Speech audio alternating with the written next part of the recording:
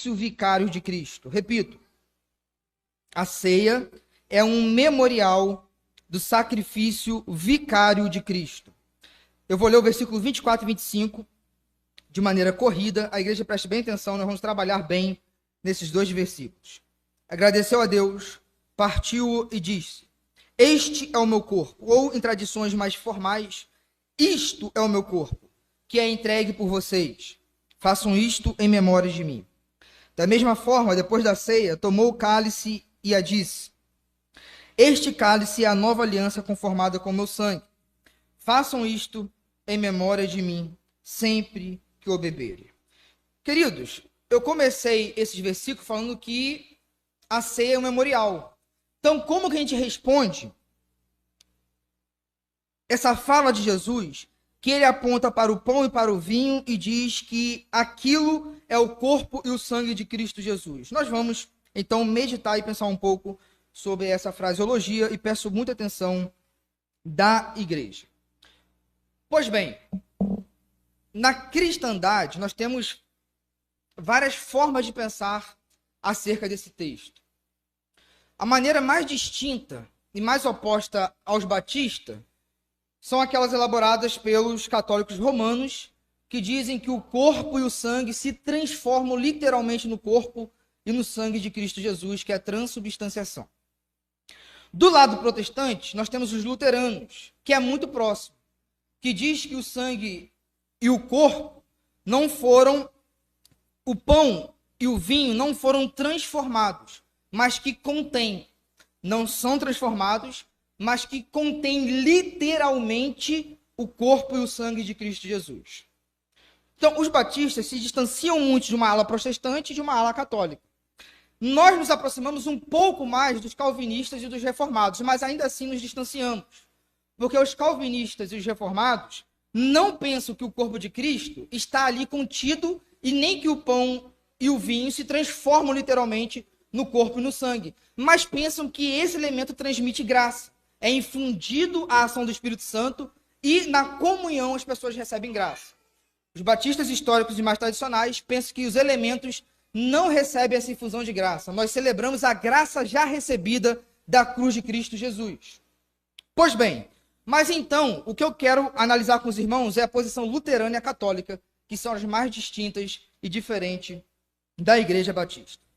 Isto é o meu corpo, ou este cálice é o Novo Testamento do meu sangue. Eu quero trazer pelo menos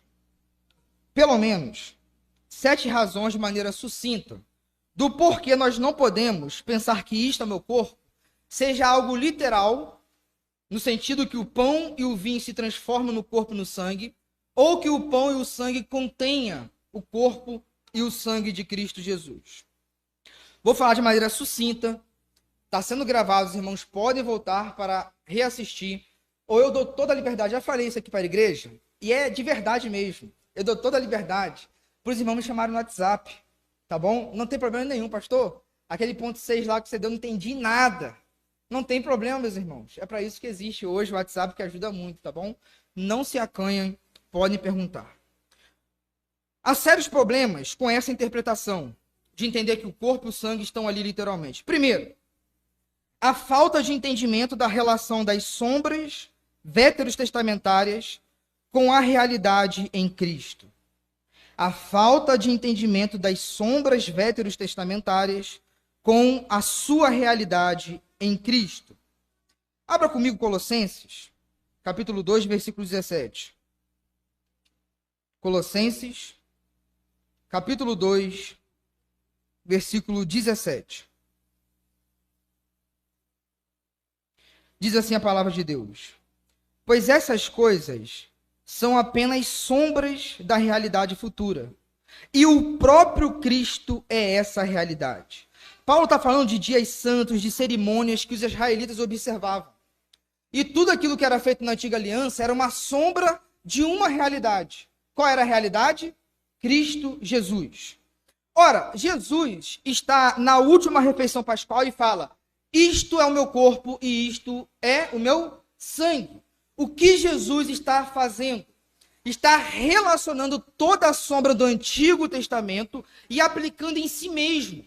Porque ali em Cristo Jesus, a própria realidade se faz presente diante dos símbolos e da cerimônia. Então, quando Jesus fala, isto é o meu corpo e isto é meu sangue, ele está dizendo o seguinte: tudo aquilo que o Antigo Testamento, que a Antiga Aliança apontava, está se cumprindo em mim. Ou seja, a verdadeira Páscoa é aquela que ocorreu na cruz, a saber, a libertação do domínio do pecado. Os israelitas celebravam a Páscoa para comemorar a libertação do poder do Egito. Mas aquilo era uma sombra, um vislumbre do real ato de Deus na história, que seria libertar o ser humano do domínio do pecado e não de um poder do Egito. Portanto, Jesus está falando que aquilo está se cumprindo nele. Logo, Jesus fala, tudo isso que está acontecendo é uma realidade agora, no meu corpo e no meu sangue, porque a verdadeira Páscoa há de se cumprir. Então, essa relação de sombra e de realidade é muito importante para entendermos isso. Então, essa é a primeira razão do porquê isto é meu corpo não pode ser algo literal. Segunda razão do porquê a literalidade não é a melhor interpretação desse texto. A substituição da Páscoa pela ceia do Senhor exige uma correspondência de natureza. Ou seja, se a Páscoa era um memorial para os hebreus, a ceia, portanto, é um memorial para os cristãos. Ora, se a ceia está substituindo a Páscoa dos hebreus, e a Páscoa é um memorial da libertação do Egito, a ceia dos cristãos tem que ter uma correspondência de natureza. Em Êxodo, capítulo 12, versículo 14, quando Moisés está instituindo a ceia, ele fala o que será aquela ceia pascual. Ele fala a natureza da refeição pascual. Olha o que Moisés fala em Êxodo 12, 14. Este dia, ou seja, da Páscoa, vos será por memória, e celebrá-los-ei por festa ao Senhor. Logo, se a Páscoa é memória, a ceia que a substitui tem uma correspondência de natureza que também é em memória do Senhor. Terceira razão do porquê a literalidade não faz jus ao texto. O verbo ser, isto é, aqui está conjugado, tem a conotação de significado inúmeras vezes na boca do Senhor, exigindo uma leitura metafórica ou simbólica. Por exemplo, meus irmãos, o Senhor Jesus estava perto do templo e falou assim, derrubai este templo e em 3 dias ele será reerguido. Ele está falando de quem? Dele. Mas o pessoal entendeu que era o templo. Mas Jesus fala como se ele de fato fosse o templo. Por quê? Porque ele é a realidade, ele é o Deus encarnado, ele é a presença de Deus. Então Jesus usa de várias linguagens com o verbo ser, tendo uma conotação de. Isso significa aquilo. Por exemplo, Jesus fala, eu sou o caminho. Todo mundo entende que isso precisa ser simbólico, mas ele fala com o verbo ser. Mas todo mundo entende que Jesus é o acesso ao Pai. Jesus fala, eu sou a porta. Ora, ninguém pensa que Jesus tem uma maçaneta. Simplesmente é uma metáfora, é uma simbologia, também de entrada ao cuidado do grande pastor das nossas vidas. Jesus fala, eu sou a água da vida.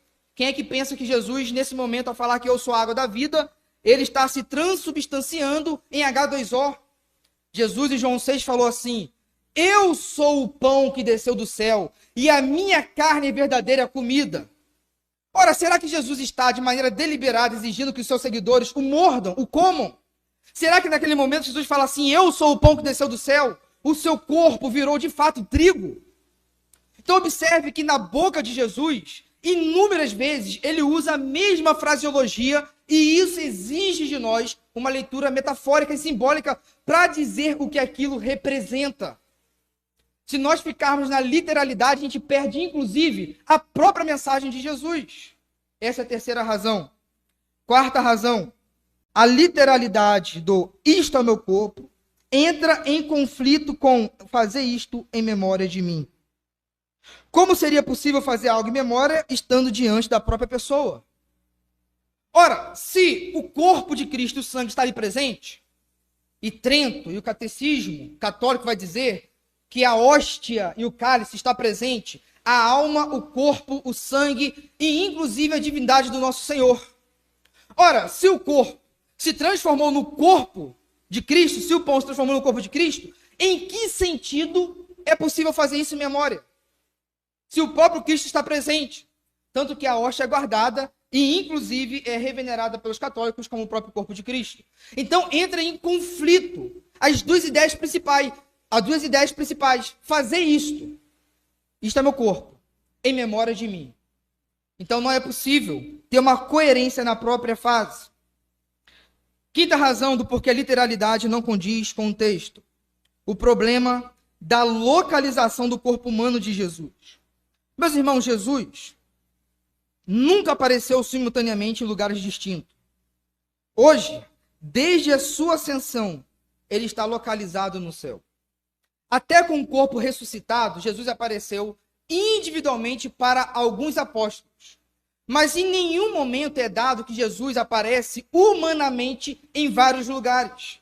E isso é um problema de bilocação ou multilocação. Os luteranos gostam de usar o termo ubiquidade, como se todas as hóstias em todos os mundos consagrados se materializassem no corpo de Cristo. Mas isso é um flagrante erro teológico. Porque ao dizer que o verbo assumiu a natureza humana, não se pode dar à propriedade humana atributos divinos. Porque se o corpo está onipresente em todas as celebrações, o corpo de Jesus já não é mais humano, é algo sobre-humano. E aí você desmancha a união hipostática em Cristo Jesus, que é 100% Deus e 100% homem. Portanto, nós teríamos um flagrante problema com a localidade do corpo humano de Jesus, que é nítido em todo o Novo Testamento, que a partir da sua ascensão ele está no céu. O verbo do Cristo, a segunda pessoa da Trindade, em seu estado divino, ele está presente com todos. Mas em sua humanidade, a propriedade humana não deixa de ser humana porque está em Cristo. Logo, um ser humano não pode estar onipresente em todos os lugares. Penúltima razão do porquê a literalidade não corresponde à melhor leitura. Os católicos fazem uma leitura seletiva quanto à literalidade dos termos. Pois para eles, o pão é o corpo de Cristo, mas o cálice é uma figura para o sangue. O pão, de fato, é o corpo, mas o cálice, não. O cálice é uma metonímia. Será que é o ouro? Será que é o recipiente que se torna o sangue de Cristo? Não, ali é uma figura de linguagem. O que Paulo quer dizer é o que está dentro. Ora, então eu estou sendo seletivo com os atributos da própria narrativa. Eu estou fazendo uma importação dos significados quando eu quero e quando me convém. Então, por que é o que está dentro do cálice e não o próprio cálice que se torna o sangue de Cristo? Observe que é uma leitura fragmentada e selecionada para a aplicação da figura de linguagem. E último, para não se tornar muito cansativo, o como o Senhor... Meus irmãos, isso aqui, para mim, é um grande problema para quem defende que o sangue se torna... que o vinho se torna o sangue de Cristo Jesus. Preste muita atenção. Como Jesus e os seus discípulos iriam ingerir sangue, sendo estes judeus? Eu não estou falando de cristãos, nova aliança, onde não há mais distinção de alimentos. Estou falando de judeu. Como Jesus e os seus discípulos, sendo judeus, iriam ingerir sangue? Isso era pecado na antiga aliança. Jesus nunca quebrou a lei, logo não poderia ter ingerido sangue. Os mesmos discípulos, mesmo sem entender todo o desdobramento da instituição da ceia naquele momento, pois não entendiam a crucificação de Cristo, certamente não tomaram a palavra de Jesus literalmente. Certamente não há nenhuma repulsa nos discípulos em entender quando Jesus fala, isso aqui é o cálice da nova aliança, é o meu sangue derramado por vós. Não há neles nenhum escândalo. Não há neles nenhum problema com a fala de Jesus. Jesus quebrou inúmeras tradições dos anciãos. Inúmeras. Mas Jesus não quebrou a lei de Moisés. E ingerir sangue era a lei de Moisés e não tradição dos anciãos. Então, isso aqui seria um flagrante crime de Jesus e seus discípulos ao ingerirem o sangue, e Jesus, portanto, teria quebrado a lei de Moisés. Por isso, a gente chega a uma conclusão óbvia, que isto é o meu corpo, fundamentado nesses 7 razões, simboliza a obra de Cristo. E agora vem a ordem de Paulo e de Jesus: fazer isto em memória de mim. É muito claro que a rotina do fazer isso, é muito claro que o que importa à igreja é trazer à memória aquilo que Cristo Jesus fez e significa por meio dos elementos. Fica muito evidente. Façam isto em memória de mim.